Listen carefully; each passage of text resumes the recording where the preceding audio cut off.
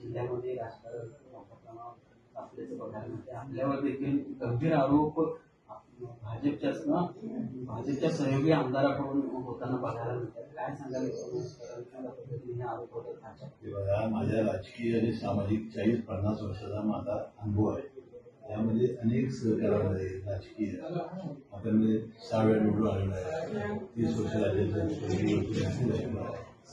त्यामुळे सगळ्या कोल्हापूर जिल्ह्याच्या तमाम राज्यातल्या कार्यकर्त्यांना माहिती की असं काय व्यक्ती आहे. त्यामुळे असे कोण काय बोलते त्याच्यावर आपण लक्ष द्यायला नको. गोकुळ मी मला एकच शेवट सांगतो, गोकुळचा ज्या दिवशी निवडणुकीचा निकाल लागेल त्या दिवशी गुलाब लावून हसन मुश्रीफ सविस्तर प्रतिक्रिया देईल. पण हसन मुश्रीफ महायुती गोकुळच्या सगळ्या प्रक्रियेमध्ये भाजपसोबत नको अशा पद्धतीची त्यांची मुख्यमंत्र्यांकडे ठीक आहे, चालते आहे. मुख्यमंत्री जो निर्णय देते तो मान्य आहे.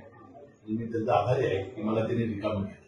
नाही, पण दुसरे एक बाब म्हणजे सतीश पाटील काल म्हणाले की महायुती किंवा भाजप जर हसन मुश्रीफांना घ्यायला तयार नसतील तर मुश्रीफ साहेब एवढा आग्रह का करतायत? महायुतीचे शिल्पकारच आपण असल्यासारखं ते वागतायत किंवा तशा पद्धतीचे असं